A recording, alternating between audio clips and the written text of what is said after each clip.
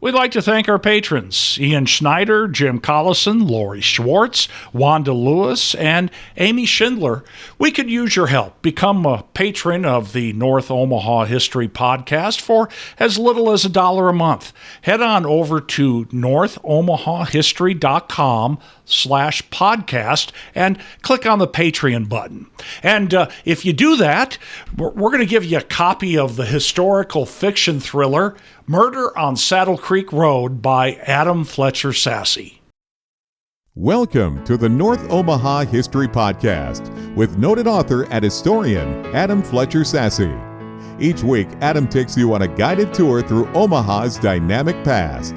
In a place as old as North Omaha, there's bound to be a lot of ghost stories, and Adam has researched stories about the ghosts of Fort Omaha, the Lady in White, Carter Lake's Burning Lady, the Emmanuel Deaconess Tunnels, Chapel at Forest Lawn Cemetery, the ghosts at Hummel Park, and North Omaha's missing cemeteries. Okay, Adam, tell us more. Well, Steve, I'm one who likes to look back into history and see all of the different angles on it.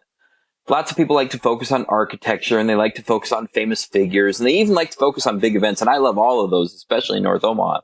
But when I look really deep into North Omaha and really started to research the history and find out what people had said about the area, one of the things that really came out were ghost stories. Everybody's always loved good ghost stories. When I was growing up in the Miller Park neighborhood, we had ghost stories all around us. We got to hear about what was going on right there in the park, or right there at the school, or right there in the neighborhood at some old spooky house. And we loved to share those stories. I was scared by them all the time, and I still am.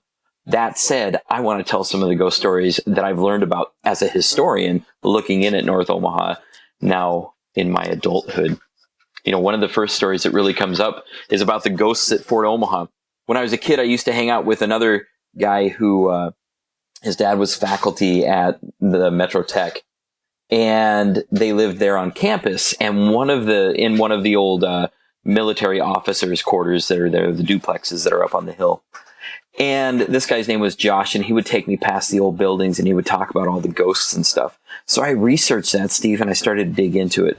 Man, I found all kinds of stories about dead soldiers who had died on the base. There was a horrific gas accident that happened with the dirigibles that used to fly at Fort Omaha. And there were sad widows that roamed around. A young girl who had lost her life when she fell down some stairs. But one of the stories that I like the most is the story about the nicely dressed middle-aged man who's seen in different places around the campus today. Apparently, when the night is right, we can look over in the windows and see this man standing there. He's wearing a 1910s or 20s era suit with rounded collars and a nice tie on. And he looks a bit like a professor. He looks a bit like a traveling salesman, but we don't really know who he was. There are some people who suspect that he was actually one of the earliest teachers for the military there on base, and that in his role, he was accidentally killed by some friendly fire there on campus when they were practicing gunfire. He just got in the way and got shot, and his ghost still haunts the campus today. So there's stories like that all around Fort Omaha. We have other stories about the 1918 flu epidemic, when soldiers were falling sick left and right, and the poor soldier who lost his life only to hold on to his memories of his love for his home in Iowa, and he would stay at the campus and roam the campus as a ghost, forever feeling the pain and torture of that flu from 1918, but missing his family back on the farm. There's also the story of the soldier who went crazy at the thought that he had to get back into one of these balloons and fly in the aerial sky and do the whole aerial reconnaissance thing in the balloons that they were doing in World War I. But this guy was so afraid of heights that he went crazy rather than get in the balloon again. So there's all kinds of these stories around Fort Omaha. But when we start to look across North Omaha itself, a lot of other stories started to come out. One of the earliest stories that I found was from 1874. It was the story of H.P. Stanwood. He was a sculptor and a marble cutter who lived catty-corner to the Prospect Hill Cemetery at 33rd and Parker. The corner of 33rd and Parker was a pretty popular place already in the 1870s. Wagons had come through by the military highway, and they were heading west to join up to the Oregon Trail. But when they got to Omaha and got to that intersection, they would have seen Stanwood's stone cutting store. And there he made markers for the cemetery. One evening in July, Stanwood and his assistants were hanging out at the shop, working away, when all of a sudden an apparition appears above their head. They look up at her, and Stanwood was a working man in Omaha in the 1870s, and so he would have had his house right behind his shop. And him and his assistants, he had assistants who actually slept in the additional house that was behind his house, so you can imagine it was a full lot. And when this apparition appeared, she showed up right above the beds of these two assistants who were in the second kind of building behind Stanwood's house. So the assistants run into Stanwood's and they're screaming their heads off, "There's a ghost following us!" Stanwood is a really serious guy, and he says, "Nah, that doesn't believe it." And all of a sudden, this apparition appears right in front of him. She's huge and wears this flowing white dress and looks like a skeleton. You know, Steve, all of this is from the Omaha Bee. This is a real newspaper article, and all I'm doing is retelling the story. This is a real historical ghost story. Stanwood and his assistants were chased out into the cemetery by this apparition who was chasing them the whole time, but she kept calling out to them, "Where are my children? Where are my children?" The Bee reported that the two assistants, they were so scared to go back to sleep after this apparition left that they went and rented a hotel room in downtown Omaha.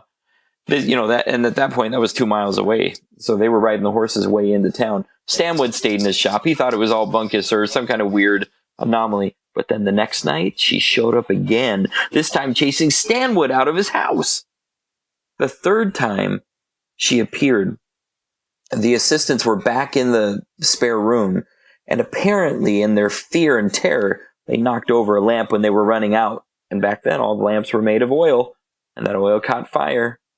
And that little shack burnt down, and they had to fight the fire to keep it away from Stanwood's house. Long story short, they never found out who the lady in white was.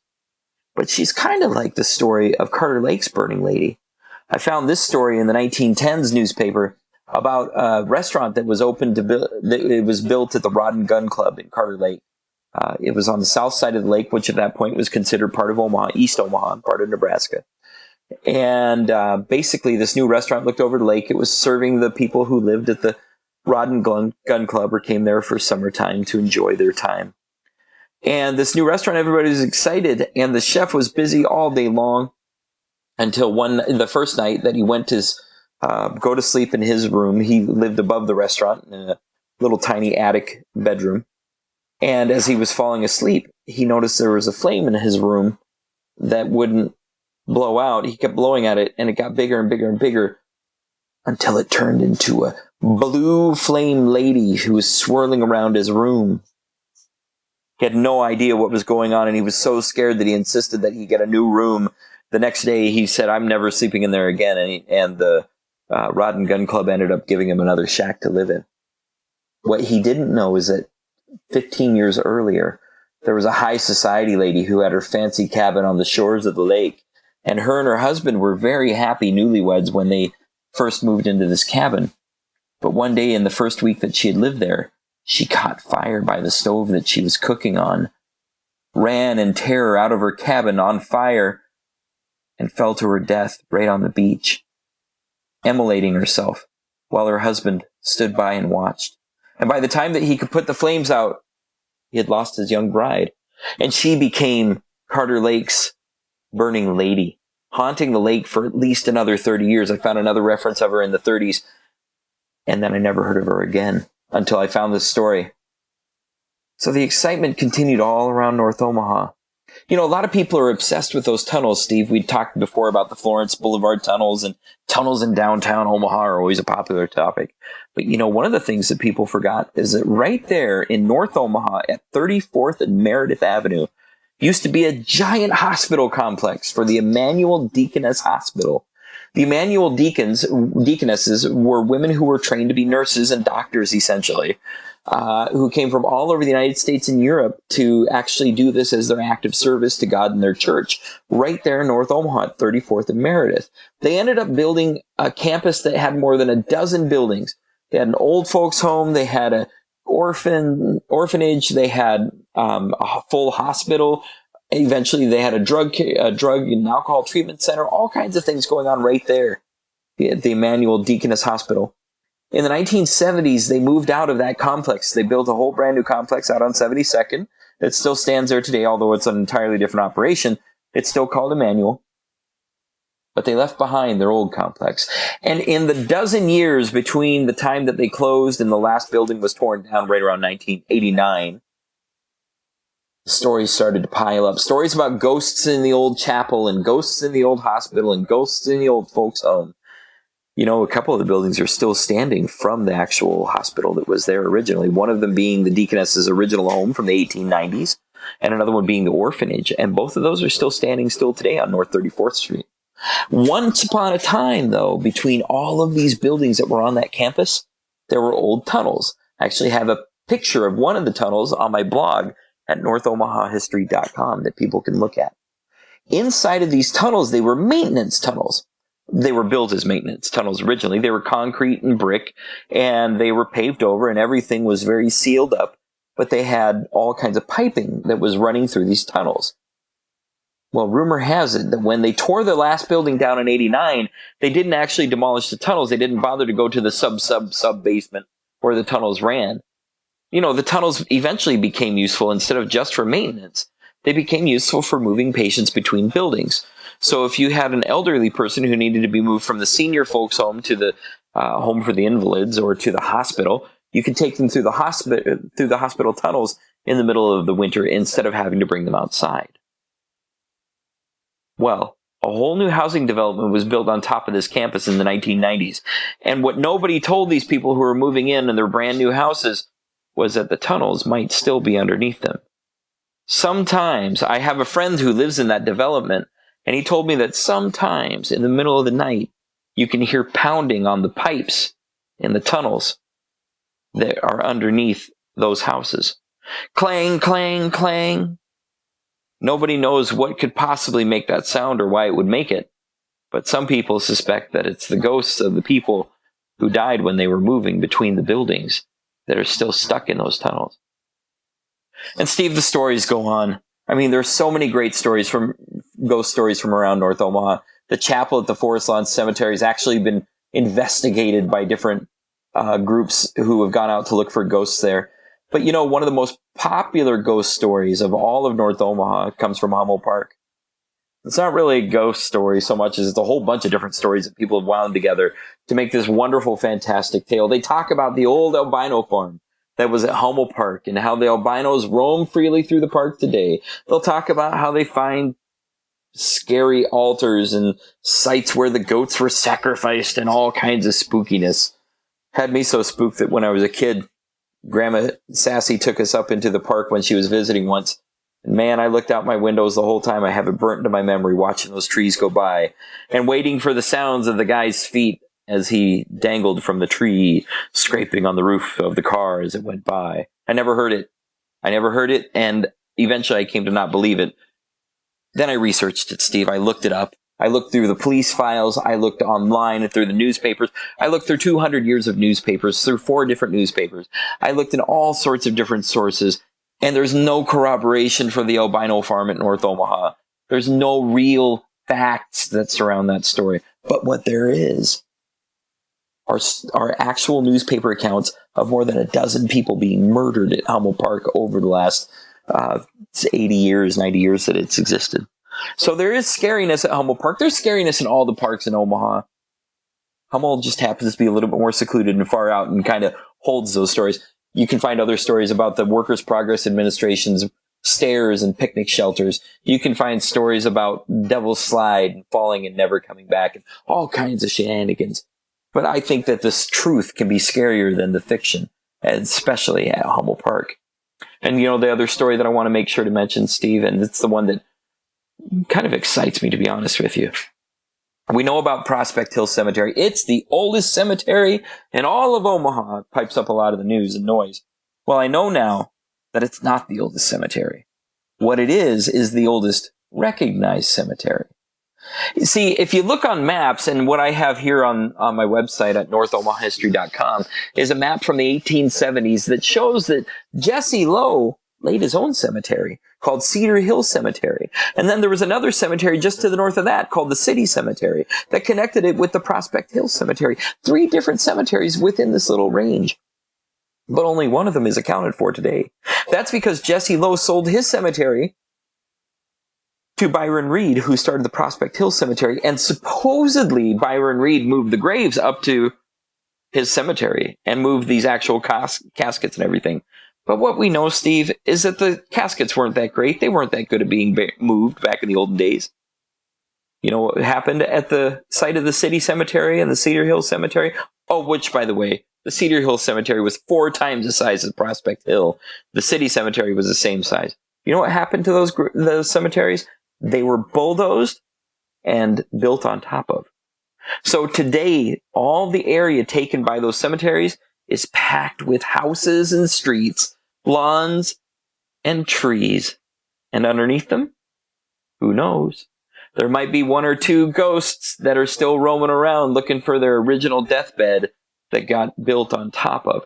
Oh, and by the way, the St. Joe's Hospital, the Creighton Hospital that was just closed and is now being renovated into apartments and this fantastic space where people are going to live, especially the Creighton students, they'll be excited to know that their hospital was built on top of Cedar Hill Cemetery in the olden days. So who knows? There could be ghosts rambling around there too. You got time for one more, Steve? Sure. Well then, let's get into the history of digging up the dead in North Omaha.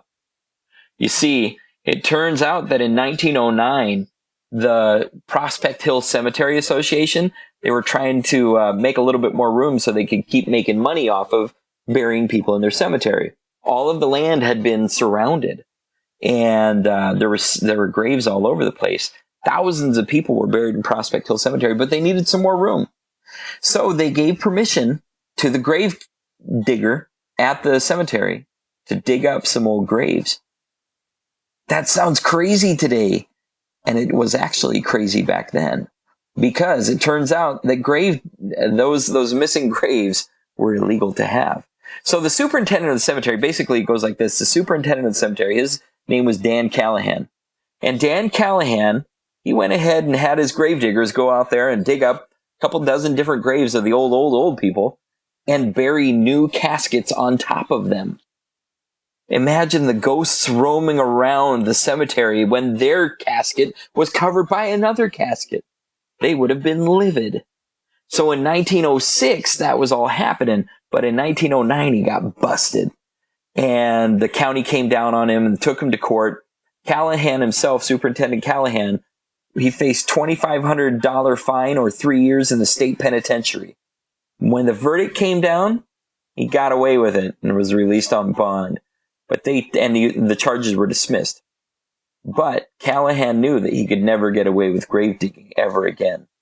Now, the important part about this story is that we know that in the 1970s, the Prospect Hill Cemetery was in terrible shape. It was getting torn up. And in 79, that's right when the historical preservationists really kicked in, and the board for the Prospect Hill Cemetery really kicked in, and everybody started to work to preserve and protect the cemetery, the Prospect Hill Cemetery. And they got it on the National Register of Historic Places.